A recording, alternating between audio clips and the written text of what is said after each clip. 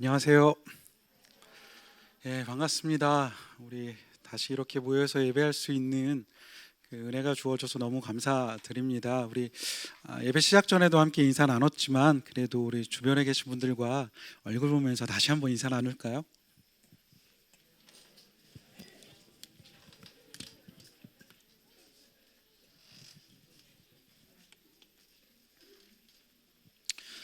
너무 좋습니다. 오늘 설교 본문 말씀 마태복음 6장 9절에서 13절 말씀을 함께 보도록 하겠습니다. 함께 보겠습니다. 그러므로 너희는 이렇게 기도하라. 하늘에 계신 우리 아버지여, 이름이 거룩히 여김을 받으시오며 나라가 임하옵시며 뜻이 하늘에서 이루어진 것 같이 땅에서도 이루어지이다. 오늘 우리에게 일용할 양식을 주시옵고 우리가 우리에게 죄 지은 자를 사하여 준 것 같이 우리 죄를 사하여 주시옵고 우리를 시험에 들게 하지 마시옵고 다만 악에서 구하시옵소서. 나라와 권세와 영광이 아버지께 영원히 있사옵나이다. 아멘. 오늘은 주기도문 설교 5번째 시간입니다. 주기도문에는 총 6가지의 청원기도, 간구가 있는데요. 앞에 3가지는 하나님에 관한 청구이고 뒤에 3가지는 우리에 관한 간구, 기도이죠. 오늘은 하나님에 관한 청원 가운데 마지막 3번째 간구인 뜻이 하늘에서 이루어진 것 같이 땅에서도 이루어지리다. 이 기도가 무엇을 의미하는지, 우리는 이 기도를 어떻게 드릴 수 있는지에 대해서 말씀을 나누도록 하겠습니다. 이 기도는 문장 그대로 하늘에서 이루어진 하나님의 뜻이 이 땅에서도 동일하게 이루어지기를 간구하는 기도입니다. 그렇기 때문에 제일 먼저는 하늘과 땅이 어떠한 관계를 맺고 있는지 그 관계에 대해서 먼저 살펴보겠습니다. 그리고 나서 이루어져야 될 것이 하나님의 뜻이기 때문에 하나님의 뜻에 대해서 한번 생각해보고, 그리고 나서 마지막으로는 특별히 이 기도 안에서 찾을 수 있는 하나님의 뜻, 이 기도 안에서 말씀하고 있는 하나님의 뜻은 무엇이고 또 어떻게 이 땅에 이루어질 수 있는지를 순차적으로 살펴보도록 하겠습니다. 하나님께서 세상을 창조하셨습니다. 아멘. 하나님이 세상을 창조하실 때에 2세계를 창조하셨는데 2세계는 하늘과 땅이라는 2세계이죠. 지상세계와 하늘의 세계를 하나님이 창조하셨습니다. 하늘과 땅은 위치적으로는 각각 다른 세계이지만 이사야 45장에서 볼 수 있는 것처럼 2세계 모두 하나님의 그 탁월하신 지혜, 사랑 안에서 질서 있게 그리고 동일한 목적으로 2세계가 창조되었습니다. 하나님은 이 2세계 안에 하나님의 존재와 성품을 드러내셨죠. 그래서 하늘의 세계가 영적인 존재들을 통하여서 그 창조주 하나님의 영광을 드러내도록 창조되었다라고 한다면, 이 땅, 지상의 세계는 물질적 사물들을 통해서 창조주 하나님의 영광을 드러내도록, 비춰내도록, 증거하도록 창조하셨습니다. 그리고 하나님은 2세계를 모두 하나님의 주권, 하나님의 주권으로 통치하고자 원하셨죠. 다만 조금의 차이가 있다면 하늘의 세계는 하나님께서 천사들의 섬김을 받으시면서 직접 통치하시는 것이고, 이 땅의 세계는 인간, 하나님의 형상으로 창조된 우리 인간을 하나님의 대리자로 삼으셔서 다스리게 하셨다라는 거죠. 그리고 특별히 인간은 이 2세계 모두와 관계를 맺는 존재로 창조되었습니다. 하나님께서는 우리 인간이 이 땅에 살면서 하늘의 세계와 관계를 맺을 수 있는 지상의 유일한 존재로 창조하셨다라는 거죠. 왜일까요? 하나님께서는 모든 창조물 가운데 왜 우리 인간만 이렇게 독특하게 창조를 하신 걸까요? 그 이유는 우리 인간으로 하여금 이 지상 세계를 하늘의 하나님의 뜻을 따라 정복하고 다스려 하나님의 영광, 그 하나님 창조주 하나님의 영광을 이 땅에 충만하게 드러내게 하시려는 것, 그 이유 때문에 우리를 2세계를 함께 관여할 수 있는 존재로 창조하셨습니다. 이것이 바로 성경에서 말하고 있는 우리 인간이 하나님의 형상으로 창조되었다라는 의미입니다. 하나님의 형상이 무엇을 의미하는가에 대해서는 여러 가지 신학적 견해가 있겠지만, 오늘 나누고자 하는 것, 또 그리고 고대 근동 세계관으로 봤을 때 하나님의 형상이라고 하는 것은 하나님을 대신하는 하나님의 대리자라는 의미를 가지고 있습니다. 고대 세계에 신의 형상으로 불린 유일한 사람이 있었습니다. 바로 왕이죠. 고대 세계 왕은 절대 권력을 가지고 있으면서 신의 형상으로 불렸죠. 그래서 신과 인간을 연결해주는 그 매개체 역할을 고대 근동의 왕들이 했습니다.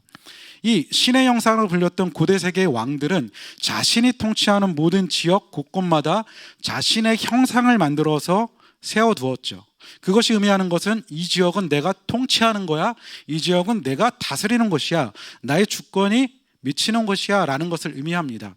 이렇듯 인간이 우리가 하나님의 형상으로 창조되었다라고 하는 것은 우리는 세상에서 하나님을 대표하고 하나님의 통치를 대리하고 이를 통해 하나님의 성품을 세상 가운데 반영하는 존재라는 의미를 가지고 있습니다. 그렇기 때문에 인간은 반드시 이 창조 명령, 창조의 목적을 이루기 위해서 반드시 이 땅의 세계와 그리고 하늘의 세계를 동시에 이해해야만 했습니다. 이 땅에서 하나님의 뜻을 이루어 영광을 돌리는 삶을 살기 위해서는 천상세계와 하나님에 대한 지식이 필수적이기 때문이죠. 성경에 의하면 적어도 두 가지 세계관이 있는 것 같습니다. 세계관. 하나는 땅의 세계관이고 하나는 하늘의 세계관입니다. 땅의 세계관은 이 땅에서 일어나는 일이 전부라고 생각하는 세계관이죠. 오감으로 느낄 수 있는 이 세상이 전부이고 그 외에 개입은 있을 수 없다. 만약에 있더라도 우리는 알 수 없다라고 말하는 세계관입니다. 그러나 우리 그리스도인은 이 땅이 전부가 아닌 하늘의 세계가 있다는 것을 믿는 사람들입니다. 앞서 우리가 하늘에 계신 우리 아버지여 이 기도에서 살펴보았던 것처럼 하늘이라는 것은 우리가 알지 못하는 하나님의 세계입니다.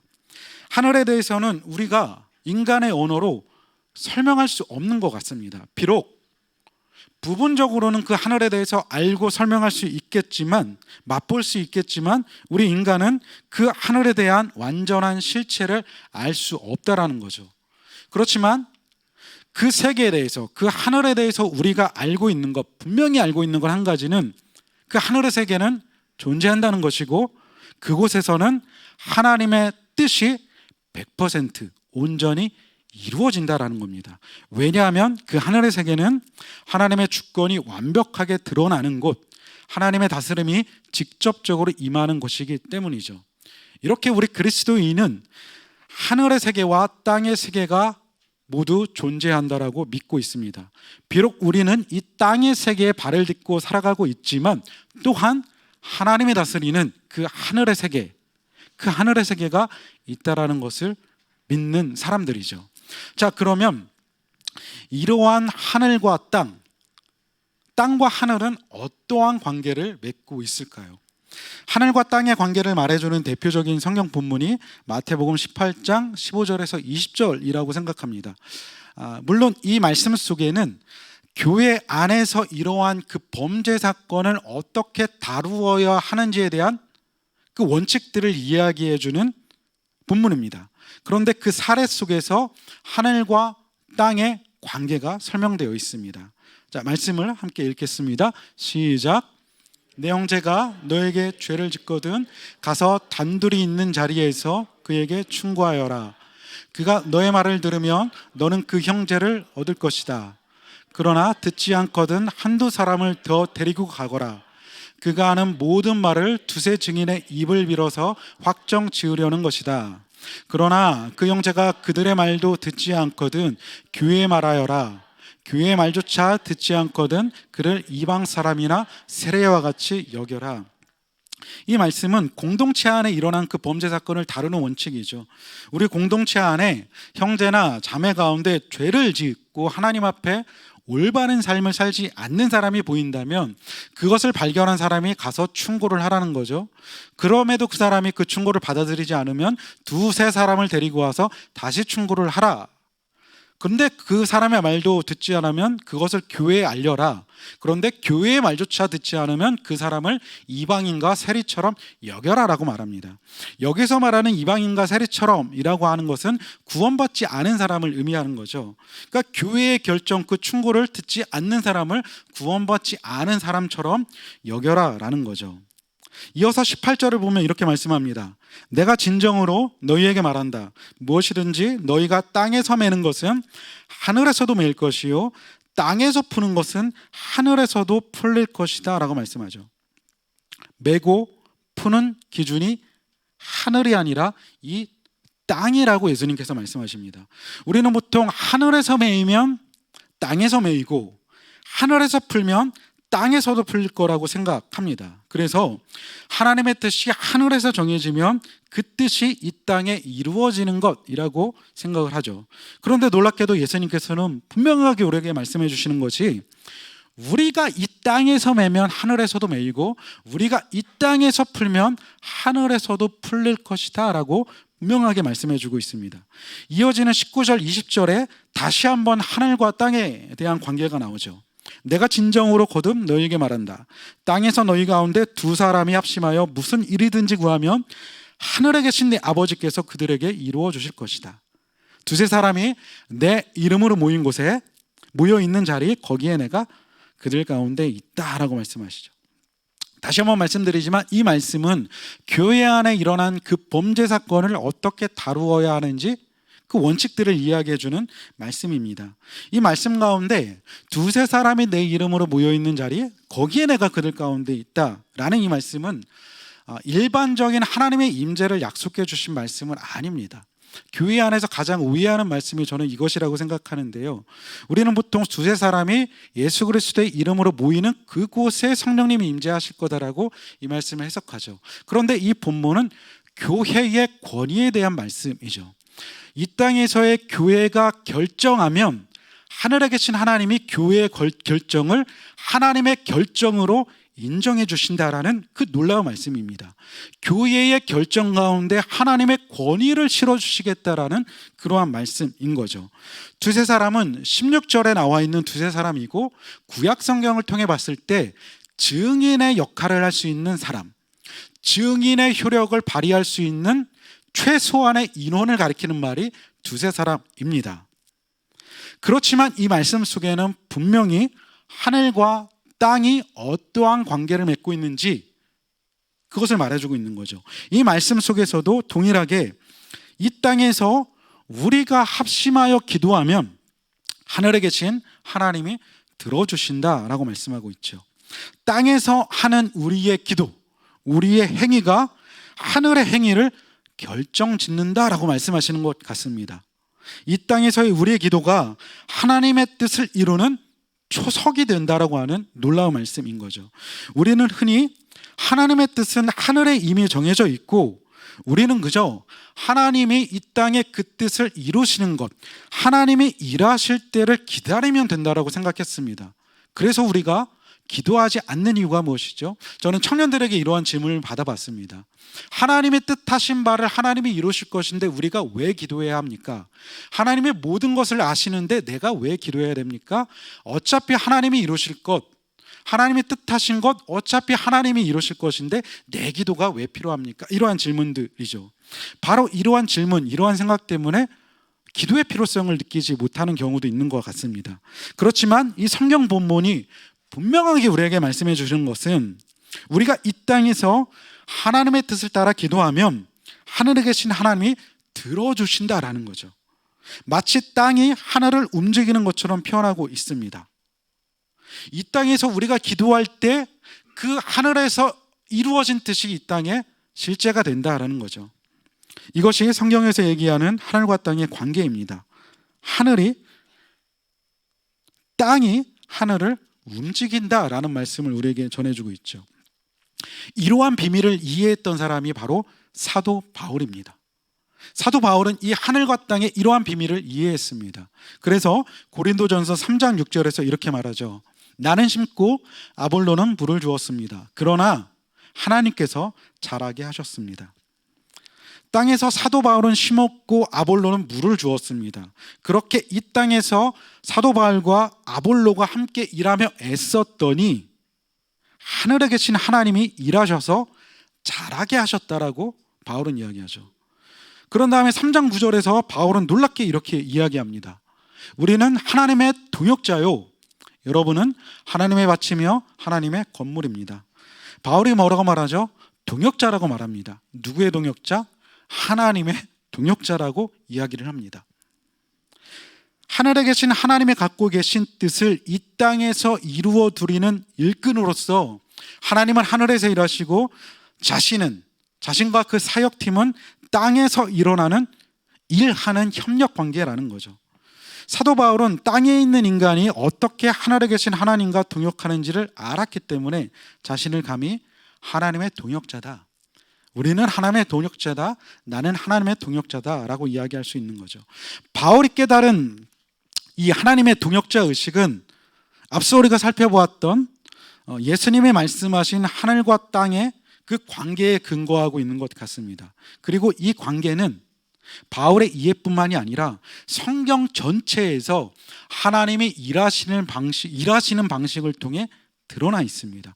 하나님은 이 땅에서 우리의 기도를 통해 일해 오셨다라는 사실이 성경 안에 너무나도 많이 증거되어 있습니다. 성경을 통해 몇 가지 예를 살펴보겠습니다. 하늘의 뜻이 우리의 기도를 통해 이루어지는 예이죠. 성경을 통해 쭉 살펴보니까 이러한 예들이 너무나 많은 거예요. 설교문이 너무 길어지는 거예요. 그래서 4가지로 추렸습니다. 구약의 2가지 사건, 신약의 2가지 사건만 살펴보겠습니다. 첫 번째 사건은 엘리야의 이야기인데요, 열왕기상 18장 1절 함께 읽겠습니다. 시작.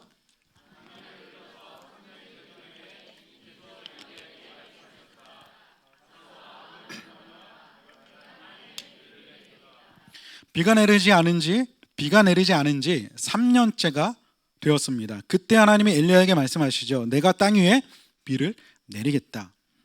이제 가뭄이 멈추고 비가 내리는 것, 이것이 하나님의 정해진 뜻입니다. 그러니까 어떻게 생각하면 엘리야는 이 하나님의 말씀을 듣고 아무것도 하지 않아도 비는 내리게 돼 있는 거죠. 왜죠? 하나님의 정해진 뜻이니까. 그런데 엘리야가 이 말씀을 듣고 갈멜산으로 올라갑니다. 그리고 그곳에서 이방신을 섬기는 그 선지자들과 대결을 하게 되죠. 그리고 나서 엘리야가 무엇을 하느냐 하면 자기 두 무릎 사이에 얼굴을 받고 하나님께 이렇게 기도합니다. 엘리야는 갈멜산 꼭대기로 올라가서 땅을 바라보며 몸을 굽히고 그의 얼굴을 무릎 사이에 넣었다. 그리고는 그의 시종에게 올라가서 바다 쪽을 살펴보라고 하였다. 시종은 올라가서 보고 와서 아무것도 보이지 않는다고 말하였다. 엘리야가 다시 그의 시종에게 7번을 그렇게 더 다녀오라고 하였다. 엘리야는 무릎 사이에 자기의 얼굴을 집어넣고 7번 기도했습니다. 그리고 그 끝에 하늘에서 비가 내리기 시작하죠. 그 결과를 44절은 이렇게 얘기합니다. 함께 읽겠습니다. 시작. 7번째가 되었을 때에 그 시종은 마침내 사람의 손바닥만한 작은 구름이 바다에서부터 떠올라오고 있다고 말하였다. 그러자 엘리야는 아합에게 사람을 보내어서 비가 와서 길이 막히기 전에 어서 병거를 갖추고 내려가는 말을 전하라고 하였다. 열왕기상 1장 8절에 비가 내리겠다라는 하나님의 약속이 주어졌습니다. 하나님의 뜻이 엘리야에게 전해진 거죠. 그런데 실제로 이 비가 내리기 시작한 것은 열왕기하 18장 45절입니다. 그 사이에 무슨 일이 있었죠? 1절과 45절 사이에, 그 사이에 엘리야의 기도가 있었습니다. 엘리야의 지치지 않는 7번의 기도가 있었다라는 거죠. 가뭄이 멈추고 비를 내리겠다라는 하나님의 뜻은 정해져 있었습니다. 그런데 그 뜻을 듣고 기도했던 엘리야, 그 뜻이 이 땅에 이루어지게 하기 위해서 엘리야는 7번 포기하지 않고 지치지 않고 기도했다라는 사실이죠. 두 번째는 에스겔 36장입니다. 에스겔 36장은 이스라엘이 더럽힌 그 하나님의 명예를, 하나님의 이름을 하나님이 직접 회복하실 것이라는 예언을 담고 있죠. 하나님은 하나님 자신의 그 거룩한 이름을 회복하기 위해 이스라엘을 회복하겠다라는 약속을 주시면서 36절에 이렇게 말씀하시죠. 나 여호와가 말하였으니 이루리라. 여호와 하나님인 내가 그 일을 이루겠다라고 뜻을 정하여 말씀해 주셨죠. 그리고 나서 37절에 뭐라고 말씀하시냐면 주 여호와께서 이같이 말씀하셨느니라. 그래도 이스라엘 족속이 이같이 자기들에게 이루어 주기를 내게 구하여야 할지라. 하나님의 뜻은 정해져 있었죠. 하나님의 뜻은 이스라엘을 회복할 것이다, 내가 할 것이다 라고 그 뜻이 정해져 있었습니다. 그렇지만 그 정해진 하나님의 뜻이 이루어지기 위해서 이스라엘 백성들은 기도해야 된다는 겁니다. 그 뜻이 이 땅에 이루어지기를 소망하며 기도해야 된다는 겁니다. 이것이 구약의 역사입니다. 하나님의 뜻은 정해졌지만 그 뜻을 알고 하나님의 뜻이 이루어지기를 기도하는 그 사람들을 통해 하나님의 뜻이 실제로 이 땅 가운데 이루어진 거죠. 하나님의 뜻은 정해져 있습니다. 그러나 그 뜻을 이 땅에 이루는 것이 바로 우리의 기도라는 거죠. 이것이 하나님이 정하신, 하나님이 일하신 방법입니다. 하나님은 모든 것을 혼자 하실 수 있지만 하나님이 정하신 방법은 하나님의 형상으로 창조된 우리 인간의 기도를 통해서 하나님의 뜻을 이루신다라는 거죠. 신약 시대는 어떨까요? 신약 성경에 기록된 두 가지 사건을 더 살펴보겠습니다. 사도행전 1장을 보면 예수님은 제자들에게 예루살렘을 떠나지 말고 약속하신 성령을 기다려라 라고 말씀하십니다. 성령이 오시는 것은 정해진 하나님의 뜻이었습니다. 그런데 예수님이 제자들에게 말씀하시는 것은 그럼에도 너희들은 성령을 기다려라 라고 말하죠.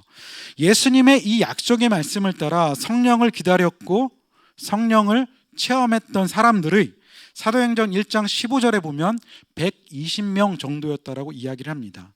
이 사람들은 그 약속을 기다렸고 기도했고 성령을 받았습니다. 그런데 고린도전서 15장 6절에 보게 되면 부활하신 예수님을 본 사람들은 500명 정도라고 이야기를 하고 있죠. 부활하신 예수님은 이 제자들에게 거듭해서 예루살렘에서 능력을 입을 때까지 기다려라 라고 말씀을 하셨습니다. 그러니까 이 말씀을 들은 사람들은 적어도 500명 그 이상이었다라는 거죠. 예수님의 부활을 경험한 500여 명 중에서 120명만이 이 약속을 기다렸고 성령을 기다렸고 그들만이 기도하며 성령을 체험하는 그 영광을 누리게 되었던 거죠. 성령님을 보내주시는 것은 하나님의 정하신 뜻이었습니다. 어차피 그것이 하나님의 뜻이었다면 가만히 있어도 성령님은 우리 가운데 오시는 것이었습니다. 그런데 제자들은 그 약속이 이루어지기를 소망하고 고대하며 날마다 모여 기도했다라는 거죠. 그리고 그 기도의 끝에 약속하신 성령님이 제자들에게 임했습니다. 성령이 오시는 것은 하나님의 뜻이었지만 그 일을 위해 기도하며 기다리던 사람들에게 성령이 임하셔서 하나님의 약속이 실제 이 땅 가운데 이루어지는 것을 사도행전에서 보게 되는 거죠. 마지막으로 사도행전 13장에 보게 되면 안디옥 교회에서 있었던 일입니다. 사도행전 13장을 보면 하나님 나라의 복음이 땅끝까지 어떻게 이르게 되는지를 그 경위를 보게 되는데요. 이 말씀을 함께 읽어보겠습니다. 시작.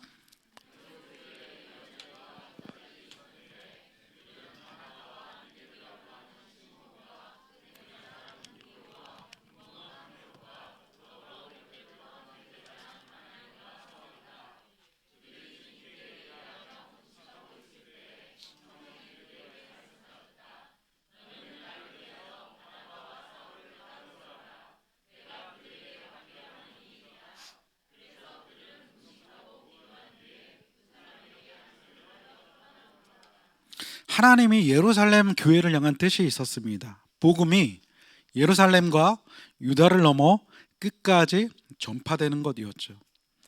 그런데 예루살렘 교회는 이것을 위해서 기도하지 않았고 자기들끼리만 모여 있었습니다. 근데 바로 그때 스데반 집사의 순교가 일어나게 되죠. 갑자기 교회 안에 박해가 시작됩니다. 그래서 어쩔 수 없이 예루살렘 교회는 흩어지기 시작했죠. 이 흩어진 사람들이 안디옥에 이르러 이방인들에게 복음을 전했고 그렇게 세워진 교회가 안디옥 교회입니다. 말씀해 보게 되면 이 안디옥 교회 지도자들은 예배하고 금식하며 하나님의 뜻이 이 땅에 이루어지기를 기도하고 있었습니다. 그러자 성령이 그들 가운데 오셨고 성령이 말씀하시기를 바나바와 사울을 따로 세우라고 말씀하십니다. 그래서 그들에게 안수하여 파송하죠.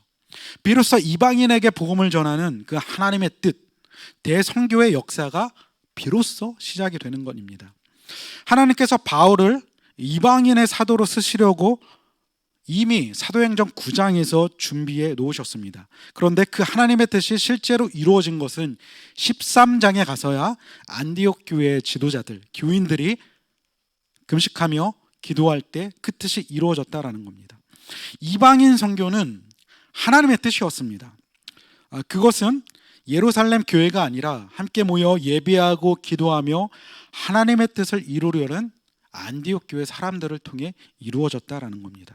하나님의 뜻은 다시 한번 정해져 있었죠. 그러나 그 뜻이 이루어지는 것은 이 땅에서 기도하는 사람들을 통해서 이루어졌다라는 사실을 다시 한번 보게 됩니다.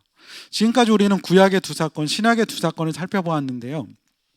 하나님의 그 뜻이 어떻게 이 땅에 이루어지는지를 살펴본 거죠. 하나님의 뜻은 이미 정해져 있지만 우리가 그 뜻을 이루기 위해서 이 땅에서 기도할 때 하나님의 뜻이 이 땅에서 이루어지는 것을 보게 됩니다. 신구약 성경 똑같은 패턴을 발견하게 되죠. 첫 번째, 하나님의 뜻이 먼저 선포됐습니다. 두 번째, 그 뜻을 붙잡고 기도하는 사람들이 있었죠. 그리고 세 번째, 그 기도 끝에 하나님의 뜻이 이 땅에 이루어진 것입니다. 바로 이것입니다. 주기도문의 세 번째 간구인 하나님의 뜻이 하늘에서 이루어진 것처럼 이 땅에 이루어 주십시오라고 간구하는 이 기도가 바로 이것을 간구하는 것입니다. 그래서 사도 바울이 고린도전서 3장 9절에서 우리가 하나님의 동역자다라고 말했던 것이 바로 이러한 의미에서입니다.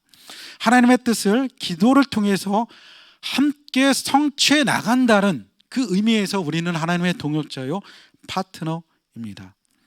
하나님이 정하신 방법은 하나님 당신의 뜻이 이루어지기를 사모하며 기도하는 사람들의 그 기도를 통해 이 땅 가운데 하나님의 뜻을 이루신다라는 겁니다. 이것이 하나님이 일하시는 방법이죠. 그러면 두 번째로 이 땅에 이루어져야 될 하나님의 뜻은 무엇인가? 하나님의 뜻에 대한 일반적인 말씀을 먼저 나누도록 하겠습니다. 하나님의 뜻 많이 구해 보셨죠? 하나님, 도대체 나를 향한 하나님의 뜻이 무엇입니까? 혹시 이러한 방법 사용해 보신 적 있는지 모르겠어요. 지금은 하지 않습니다. 제가 어렸을 때 고등학교 때 그냥 했었던 건데요. 시험 볼 때 이렇게 연필 굴려서 찍는 것처럼 성경을 앞에 갖다 놓고 하나님 펼치는 대로 눈에 보이는 그 말씀이 하나님의 뜻인 줄 믿겠습니다. 간절히 기도하고 펼치는 거죠. 내 마음에 합한 말씀이 나올 때까지 펼치는 거죠. 근데 인도해 주시더라고요. 지금은 하지 않습니다. 근데 저와 같은 사람이 있었던 것 같아요. 어떤 사람이 자신의 삶의 문제에 대해서 너무나도 답답해서 하나님의 뜻을 구하는데 도저히 모르겠는 거예요. 교회 목사님과 지도자들과 함께 얘기를 나눠도 다 다른 거예요. 그래서 극단적인 방법을 선택합니다. 성경을 갖다 놓고 기도하죠. 하나님, 펼치는 대로 임하소서. 간절히 기도하고 펼쳤습니다. 보이는 말씀 마태복음 27장 5절. 스스로 목매어 죽은지라. 하나님, 이건 아니죠. 이게 어떻게 하나님의 뜻이겠습니까? 다시 한번 하겠습니다. 다시 기도하고 펼쳤습니다. 마태복음 14장 31절. 믿음이 작은 자여 왜 의심하느냐? 주님, 3세번입니다. 마지막입니다. 제발 인도해 주십시오. 펼쳤죠. 누가복음 10장 28절. 이를 행하라. 더 이상 그렇게 하나님의 뜻을 구하지 않았다고 합니다. 제 얘기 아니고요. 하나님의 뜻을 어떻게 알 수 있습니까? 라는 질문에 이렇게 대답해야 될 것 같습니다. 하나님의 뜻은 분명하게 알 수 있습니다. 그러나 또한 알 수 없습니다. 왜냐하면 하나님의 뜻이 무엇인지 성경에 명시적으로 기록되어 있기 때문에 우리는 성경을 통해 하나님의 뜻이 무엇인지를 알 수 있습니다. 그러나 우리가 궁금해하고 알고 싶어하는 것은 이 명시적인 하나님의 뜻이 아니라 우리 삶의 계획과 문제, 수많은 질문들에 대한 하나님의 뜻이죠. 이 부분에 대해서는 알 수 없다라는 겁니다. 신명기 29장 29절 이렇게 말씀합니다. 감추어진 일은 우리 하나님 여호와께 속하였거니와 나타난 일은 영원히 우리와 우리 자손에게 속하였나니 이는 우리에게 이 율법의 모든 말씀을 행하게 하심이라. 여기 일이라는 단어가 뜻이라는 의미입니다. 그러니까 감추어진 하나님의 뜻과 나타난 하나님의 뜻이 있다라는 거죠.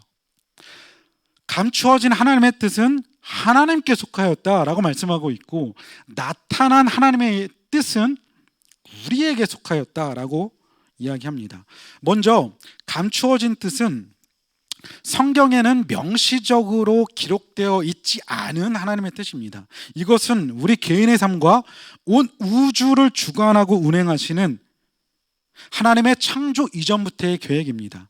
물론 그 계획의 많은 부분이 성경에 기록되어 있긴 합니다. 그렇지만 그 계획이 우리의 삶 가운데 어떻게 이루어지는지, 그리고 그 세상을 운행해 가시는 그 계획이 어떻게 이루어지는지에 대해서는 우리에게 상세하게 알려주시지는 않는다라는 거죠. 그렇지만 우리는 우리 삶에 일어나는 문제들과 선택들 가운데 하나님의 뜻이 무엇인지 알고 싶습니다. 예를 들어 이런 거죠. 나를 향한 하나님의 뜻이 무엇일까? 어떤 직장을 선택하는 것이 하나님의 뜻일까? 내 고통과 시련, 이면에 숨은 하나님의 뜻은 무엇일까? 심지어 하나님의 뜻에 맞는 투자도 있을까? 또는 전쟁과 식민 지배도 하나님의 뜻인가? 1, 2차 세계대전이 끝나고 난 뒤에 세계 신학계에서 가장 큰 화두가 도대체 하나님의 뜻은 어디 있는가였습니다. 그런데 그 뜻은 아직도 잘 모르겠습니다. 모른다인 거죠. 하지만 사실 이러한 질문들은 매우 올바른 신앙에 근거한 질문입니다. 왜냐하면 하나님께서 모든 것을 다스리시고 역사의 모든 일들을 주관하고 계시기 때문이죠. 그것을 믿기 때문에 우리는 이러한 질문을 할 수 있는 거죠. 시편 193편에 이런 말씀이 있죠. 나의 형질이 갖추어지기도 전부터 주님께서는 나를 보고 계셨으며 나에게 정하여진 날들이 아직 시작되기도 전에 이미 주님의 책에 다 기록되어 있습니다. 하나님은 내 형질이 이루어지기 전에 나를 아셨다라고 말하죠. 내 정한 날이 태어나기도 시작되기 전에 나의 모든 것을 정해 놓으셨다 라고 말씀하고 있습니다. 나 모든 것을 알고 계신다라는 거죠.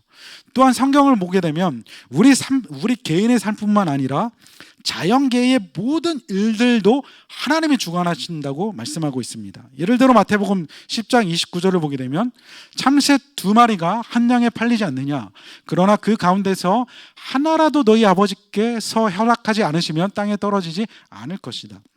시장에서 참새가 팔리고 있는데 그렇게 사소한 일까지도 하나님의 정하심 안에서 일어나고 있다는 거죠. 심지어 사도행전 4장을 보면 이런 내용이 있습니다. 사실 헤롯과 본디오 빌라도가 이방 사람들과 이스라엘 백성과 한패가 되어 이 성에 모여서 주님께서 기름 부으신 거룩한 종 예수를 대적하여 주님의 권능과 뜻으로 미리에 정하여 두신 일들을 모두 행하였습니다. 무슨 말씀이죠? 예수님을 핍박하기 위해서 유대인들이 모였는데 그 일들을 보면서 하나님께서 예정하신 일, 하나님의 권능과 뜻대로 이루려고 정하시는 일들을 그들이 하고 있다라고 얘기하고 있는 거죠. 이들 자신은 자신의 사악한 마음으로 사람을 죽이려고 하는 것이지만 그 악한 마음 이면에는 그 악한 마음을 사용하시는 하나님의 정하심이, 하나님의 계획이 있다라는 거죠. 모든 것을 하나님이 움직이신다라는 겁니다. 코로나 상황, 이 상황에서도 하나님은 결코 놀라지 않으셨습니다. 아이고 어떻게 이러한 일이 일어났지? 우리 하나교회 성도들 이렇게 예배 못 모이면 어떡하지? 절대 놀라시지 않으셨습니다. 하나님은 이 모든 것을 알고 계셨을 뿐만이 아니라 그분의 정하심, 그분의 섭리 안에서 이것이 이루어지고 있는 거죠. 물론 이러한 사태들에 대해서 이것이 하나님의 뜻이야, 우리의 죄 때문에 하나님이 이렇게 하신 거야 라고 말하는 것은 지혜롭지 않은 거죠. 다만 우리가 알지 못하는 하나님의 섭리가 뜻이 있을 거다라는 거죠. 우리는 알 수 없지만, 그 이유와 목적을 정확하게 알 수 없지만 그렇다고 해서 이 상황에 대한 하나님의 이유와 목적이 없다라는 것은 아니죠. 그러면 당연히 우리는 이러한 문제에 대해서 하나님의 뜻이 무엇인지 궁금해할 수밖에 없습니다. 내 삶을, 자연계를, 심지어 악한 모든 마음까지도 하나님께서 주관하고 계신다라고 성경은 얘기하기 때문에 우리는 당연히 질문할 수밖에 없는 거예요. 나를 아시는 주님, 도대체 그 뜻이 무엇입니까? 그래서 우리는 질문을 하게 되죠. 그런데 이것이 감추어져 있다라는 거죠. 무슨 말씀이죠? 하나님께서 그것을 우리에게 가르쳐주지 않으신다라는 거예요. 나타난 뜻은 성경에 명시적으로 기록된 하나님의 뜻입니다. 마태복음 7장 21절을 보면 이런 말씀이 있죠. 나더러 주님 주님 하는 사람이라고 해서 다 하늘나라에 들어가는 것이 아니다. 하늘에 계신 내 아버지의 뜻을 행하는 사람이라 들어간다. 여기에서 하나님의 뜻은 감추어진 뜻이 아니라 성경에 기록된 하나님의 명령입니다. 명시적으로 기록되어 있는 하나님의 명령이죠. 요한일서 2장 17절에서도 이 세상도 사라지고 이 세상의 욕망도 사라지지만 하나님의 뜻을 행하는 사람은 영원히 남습니다. 마찬가지이죠. 지금 성경에 분명하게 기록된 하나님의 뜻이죠. 항상 기뻐하라, 쉬지 말고 기도하라, 범사에 감사하라, 이것이 너희를 향하신 하나님의 뜻이니라, 성령 충만을 받으라 등등 명시적으로 기록된 나타난 하나님의 뜻이 있죠. 그런데 우리는 자꾸 이 두 가지를 혼동합니다. 헷갈리죠. 감추어진 하나님 뜻과 나타난 하나님의 뜻을 혼동합니다. 그런데 우리 대부분의 질문들이 이 두 가지가 얽혀 있는 경우가 굉장히 많습니다. 한 가지 예를 들면 A라는 진로가 있고 B라는 진로가 있습니다. A라는 직업을 선택하면 돈을 많이 벌 수 있습니다. 그러나 정직하게 살 수 없죠. 오히려 이웃에게 해를 끼치며 살아갑니다. B라는 직업을 선택하면 돈을 적게 법니다. 그러나 정직하게 이웃을 이롭게 하는 삶을 살아가게 됩니다. 이러한 사건들은 이 두 가지의 뜻, 감추어진 하나님의 뜻과 나타난 하나님의 뜻이 동시에 얽혀 있죠. 그렇기 때문에 이러한 상황 속에서 하나님의 뜻이 무엇입니까? 어떠한 직장을 선택해야 됩니까? 라고 기도하는 것은 잘못된 기도입니다. 왜냐하면 명시적으로 어떻게 살아야 하는지 알고 있는 상황에서는 당연히 B를 선택해야 하기 때문이죠. 우리가 정직하게 살 수 없다면 이웃을 해롭게 하는 삶을 사는 직업을 버리는 게 맞습니다. 자, 이렇게 하나님의 뜻은 성경에 두 가지 범주로 나타납니다. 감추어진 뜻과 나타난 뜻. 하나님의 뜻에 대한 이 두 가지를 이해했다면 우리는 하나님의 뜻에 대해서 어떻게 기도해야 될지를 생각해 볼 수 있는 거죠. 어떻게 기도할 수 있을까요? 감추어진 하나님의 뜻에 대해서는 하나님을 신뢰할 수 있게 해주십시오 라고 기도하는 겁니다. 그리고 나타난 하나님의 뜻에 대해서는 하나님 기꺼이 즐거이 순종할 수 있게 해주십시오 라고 기도하는 거죠. 사실 이것은 우리의 고민이 아니라 기독교 역사 가운데서 정말 수많은 사람들이 하나님의 뜻에 대해서 질문했고 하나님의 뜻에 대한 정말 멋있는 기도문들을 많이 남겼습니다. 그 중에 하나의 기도문을 소개해드리면 미국의 신학자인데요, 나인홀드 니버라는 신학자입니다. 평온을 구하는 기도예요. 그래서 인터넷에 치시면은 이 글이 나와 있습니다. 앞부분에 이렇게 써 있습니다. 주님, 제게 바꿀 수 없는 것들을 받아들일 수 있는 평온과 바꿀 수 있는 것들을 변화시킬 수 있는 용기를 주시옵소서. 그리고 그 차이를 분별할 수 있는 지혜를 주시옵소서. 자, 이 기도 속에 지금까지 우리가 살펴봤던 하나님의 두 가지 뜻이 들어가 있죠. 바꿀 수 없는 것들을 받아들일 수 있는 평온, 무엇이죠? 감추어진 하나님의 뜻에 대해서는 하나님을 신뢰하며 받아들이겠다라는 겁니다. 감추어진 하나님의 뜻에 대해서는 하나님을 신뢰하도록 기도하는 것이죠. 그러나 바꿀 수 있는 것들을 변화시킬 수 있는 용기가 필요합니다. 하나님의 나타난 뜻, 어떻게 살아야지, 어떻게 살지 말아야지 라고 성경에 명시적으로 기록된 하나님의 명령, 윤리가 있죠. 이 말씀들을 보면서 받아들일 수 있는 용기, 기꺼이 나를 바꾸어낼 수 있는 용기가 필요한 거죠. 그래서 나타난 하나님의 뜻에 대해서는 순종할 수 있게 해달라고 기도하는 거죠. 그리고 그 차이를 분별할 수 있는 지혜를 주십시오. 자, 마지막 세 번째입니다. 그러면 이러한 하나님의 뜻 가운데 특별히 이 기도 속에서 알 수 있는 그 뜻이 무엇인지를 이제 찾아봐야 되겠죠. 이 땅에 이루어져야 할 하나님의 뜻, 이 기도 속에서 말씀하고 있는 하나님의 뜻은 무엇인지 살펴보겠습니다. 좀 약간 원어적인 설명이 좀 필요합니다. 오늘 본문에 나와 있는 뜻이라는 헬라어가 델레마입니다. 델레마. 이 단어의 구약에서 이 단어의 동치어가 라촌이라는 히브리어인데, 이 라촌이라는 단어가 하나님을 주어로 취하게 되면 하나님의 선하신 뜻을 의미하는 단어입니다. 조금 더 구체적으로는 하나님의 자비와 긍휼로서 사람들에게 관계하시는 하나님의 선하신 뜻인 거죠. 구약성에서 이 라촌, 하나님의 뜻이라는 말은 정말 여러 가지 의미들로 사용됩니다. 크게는 세 가지 범주인데요. 하나님의 기쁨을 표현할 때, 하나님의 의지를 표현할 때, 하나님의 목적을 표현할 때 이 단어가 사용됩니다. 그런데 이처럼 다양한 의미가 함축된 델레마라는 단어가 신약 성경에서는 하나님과 관련해서는 오직 단수로만 표현이 되어 있다는 것이 우리가 좀 주의 있게 봐야 될 부분입니다.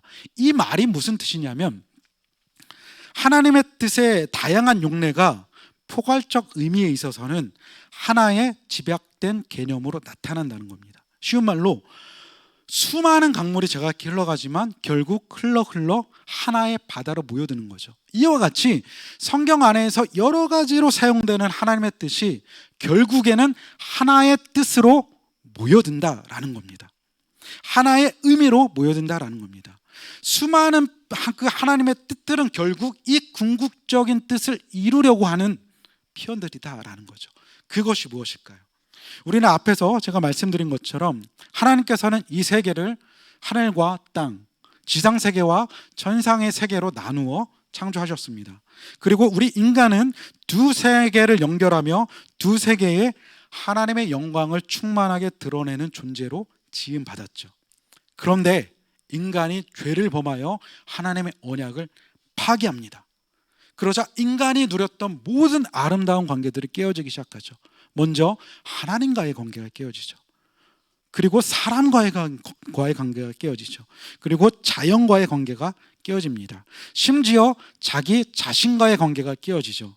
그리고 그와 함께 두 세계의 아름다운 연결이 깨어지기 시작합니다.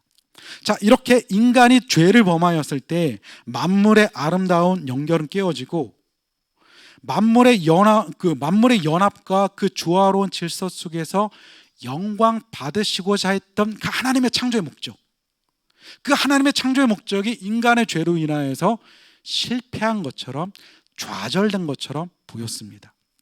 그러나 우리 하나님은 완전하신 하나님이죠. 하나님은 하나님의 뜻을 이루심에 있어서 결코 어떠한 방해도 받지 않으시는 분, 창조와 구속에 있어서 결코 실수와 후회가 없으신 하나님이십니다. 물론 이 세계는 스스로 창조의 목적으로 되돌아갈 수는 없습니다. 하나님의 간섭 없이는 되돌려질 수 없는 거죠. 그렇기 때문에 하나님의 최대의 뜻, 하나님의 궁극적인 뜻이 무엇이냐면, 인간과 모든 창조물이 하나님이 그것들을 창조하셨을 때에 의도하셨던 그 목적으로 돌아가게 하는 것, 만물이 창조의 목적으로 회복되는 것, 바로 이것이 하나님의 뜻이라는 거죠. 우리는 요한계시록에서 이 비전을 보게 됩니다. 예수 그리스도께서 인간의 몸을 입고 이 땅에 오셔서 섬기고 죽으시고 하나님의 진노의 잔을 받으신 것도 바로 이러한 하나님의 뜻을 이루기 위함이었습니다. 예수 그리스도의 삶과 사역은 인간과 피조세계 전체를 창조의 목적대로 돌이키고자 하는 그 하나님의 뜻을 이루기 위한 것이죠. 그리고 그 뜻을 이루는 일의 핵심이 바로 십자가에서 죽으시는 것이었습니다. 그러니까 우리가 구원받은 것, 그것은 단순히 구원받아 죄를 해결받아 천국에 가는 것, 그것이 이유와 목적이 아니라는 거죠. 왜 우리를 그렇게 구원하셨는지에 대한 목적이 있다는 겁니다. 우리를 죄사하시고 구원받게 하신 목적이 있다는 거죠. 사도 바울은 에베소에 있는 성도들에게 보내는 서신 에베소서를 통해서 우리를 구원하신 목적이 바로 이것이다라는 것을 분명하게 이야기해주고 있습니다. 매주 수요일 저녁마다 우리 뒤편에 잘 꾸며져 있는 청년부실에서 대학생들을 중심으로 함께 모여서 에베소서를 함께 공부하고 있습니다. 에베소서는 바울 신학의 정수라고 불릴 만큼 심오한 내용을 가지고 있지만 의외로 단순한 구조를 가지고 있습니다. 바울 서신은 에베소서는 6장밖에 안 되는 짧은 서신이죠. 1장부터 3장까지는 복음의 능력이 무엇인지를 설명합니다. 그리고 4장 1절에 그러므로 라고 시작을 하면서 마지막 6장까지는 그 복음으로 구원받은 우리들이 어떠한 삶을 살아야 되는지를 말씀하고 있죠. 바울은 구원받기 전 우리의 상태를 1장부터 3장 안에 여러 가지로 표현합니다. 그 중에 한 가지가 2장 1절을 보게 되면 우리의 상태가 허물과 죄로 죽었던 사람들이라고 이야기를 하게 되죠. 허물과 죄, 이거는 아무런 가능성이 없는 완전히 죽은 자임을 강조하는 표현입니다. 그런데 저 허물과 죄의 문자적 의미는 허물이라고 하는 것은 정해진 경계선을 벗어났다라는 의미입니다. 죄라고 하는 것은 관역을 빗나갔다 또는 원래의 모양에서 깨어지고 뒤틀어졌다, 어그러졌다라는 의미를 가지고 있죠. 그러니까 우리가 허물과 죄로 죽었다라고 하는 것은 우리 인간은 죄로 인하여서 원래 창조의 목적에서 벗어났고 원래 창조의 모양에서 뒤틀리고 깨어졌다라는 거죠. 그런데 2장 10절을 보게 되면 이렇게 뒤틀리고 깨어진 벗어난 우리들을, 허물과 죄로 죽었던 우리들을 예수 그리스도 안에서 하나님이 만드신 바라, 세 번역에서는 하나님의 작품이 되었다라고 이야기를 합니다. 하나님의 만드신 바, 하나님의 작품이라는 저 단어가 포이에마라는 단어입니다. 이 포이에마라는 단어가 고대 문서에서는 공예가나 장인이 만든 물건이나 작품을 가리키는데 사용되었다고 합니다. 어떠한 작품이든지 작품은 그것을 만든 사람의 솜씨가 드러나게 돼 있고 또 그 솜씨를 드러내기 마련인 거죠. 그러니까 우리가 허물과 죄로 죽었던 우리가 하나님의 작품, 하나님의 포이에마가 되었다라고 하는 것은 우리 안에 창조주 하나님의 솜씨가 드러난다라는 것이고, 동시에 우리는 그 하나님의 솜씨를 드러내야 하는 존재라는 것을 우리에게 말씀해 주고 있습니다. 어떻게 그러할 수 있을까요? 어떻게 우리는 하나님의 솜씨를 드러낼 수 있을까요? 바울이 계속해서 얘기하죠. 우리를 하나님의 작품 포이에마로 만드신 이유가 명확하죠. 선한 일을 하게 하시려는 것, 이라고 말씀합니다. 선한 일을 하게 하려 하시는 것.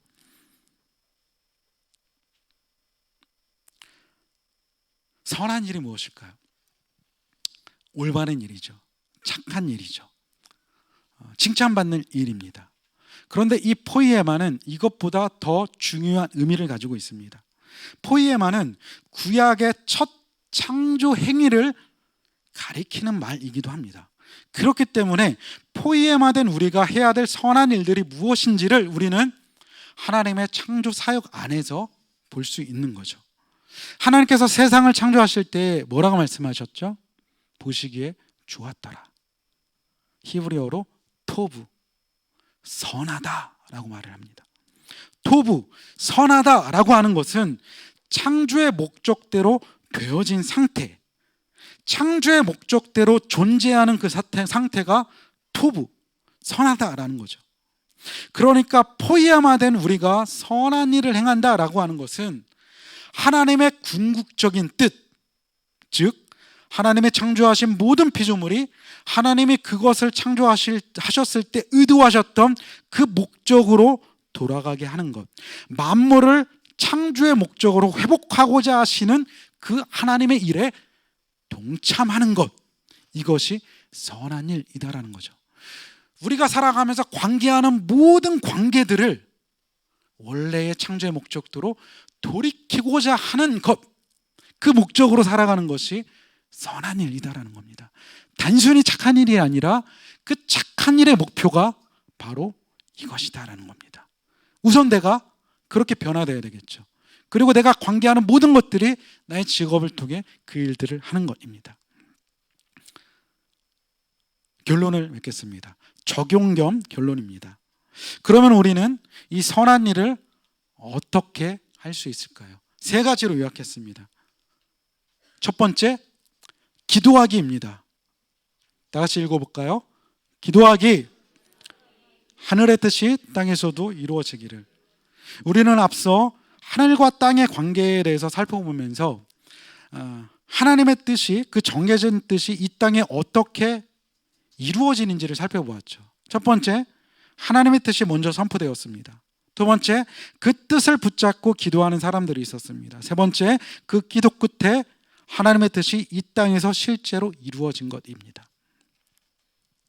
첫 번째 적용점입니다.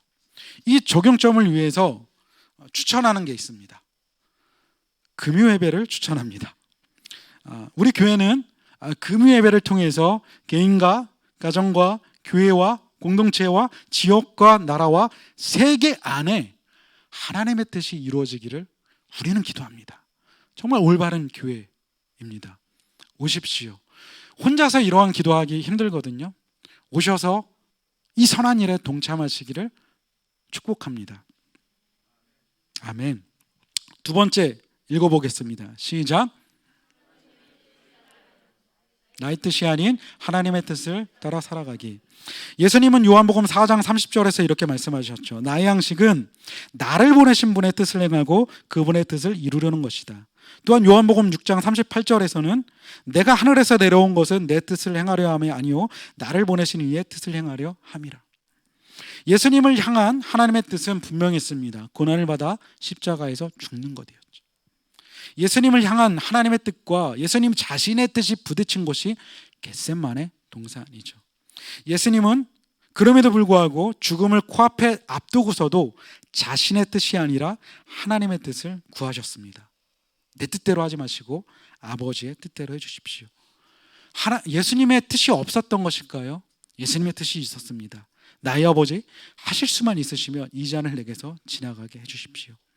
예수님께서 죽음의 잔을 피하게 해달라고 하실 정도로 두려운 심판의 길이었지만 예수님은 걸어가야 하는 하나님의 뜻을 선택하셨죠. 예수님께서는 자신의 뜻인 이 잔을 내게서 지나가게 해주십시오라고 기도하실 때에 매우 섬세한 단서를 붙이셨습니다. 만일 아버지의 뜻이면. 예수님은 인성에 따라 자신의 뜻을 밝히실 때에도 하나님과 같은 뜻을 구하셨고 그 뜻에 순종하셨습니다. 세 번째 읽겠습니다. 시작. 종들처럼 서로를 섬기는 것. 예수님은 마가복음 10장에서 이렇게 말씀하셨습니다. 예수 그리스도께서 사람의 몸을 입고 오신 것부터 시작해서 병든 자를 고치신 일, 줄인 자를 먹이신 일, 무지한 자를 가르치신 일, 그리고 마지막에 고난을 당하고 죽으시는 데까지 그분의 생애 전부가 하나님의 뜻에 대한 순종이었죠. 그리고 그것을 드러내는 삶의 방식이 종이 되는 것, 섬기는 것이었습니다. 바울은 예수님의 이 말씀에 따라 에베소서 마지막 6장 결론 부분에서 우리가 어떻게 하나님의 뜻을 실천하고 나타낼 수 있는지를 이렇게 얘기합니다. 함께 읽어보겠습니다. 시작.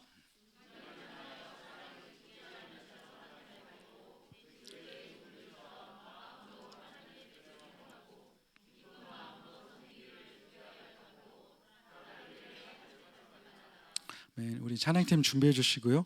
이것이 하나님의 뜻에 대한 바울의 설명이죠. 우리가 일상생활을 하는 데 있어서 종들처럼 서로를 섬기는 모습이 하나님의 뜻이다. 그렇게 우리는 하나님의 뜻을 행할 수 있다라고 이야기합니다. 그것도 억지로가 아니라 어떻게 해요? 기쁜 마음으로 주님을 섬기는 것처럼 서로를 섬기라라는 거죠. 우리 함께 기도했으면 좋겠습니다. 어떻게 설교를 마치면 좋을까 고민을 하다가 한 가지 질문을 드리면서 설교를 마치고자 합니다. 그리스도인이 어떠한 존재인지 드러내는 두 가지 단어가 있다면 그것은 소명과 사명이라고 생각합니다. 그런데 이 소명과 사명은 모두가 세상과 관련되어 있습니다. 하나님은 우리를 세상에서 부르셨죠. 이것이 소명, 콜링입니다. 그리고 다시 세상으로 보내십니다. 이것이 사명 미션입니다. 우리 그리스도인의 삶의 자리는 세상이라는 거죠. 구별되어 있지만 그대로 우리는 세상에 있습니다.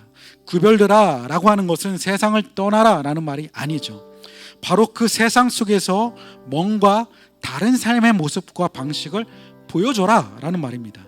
그래서 하나님이 어떠한 분인지를 드러내 세상을 향한 하나님의 복의 통로가 되라는 말이죠. 우리는 성도입니다. 바울은 우리를 향해 거룩한 성도라고 이야기하고 있죠. 하나님의 복의 통로가 되라고 세상으로 보냄받은 성도입니다.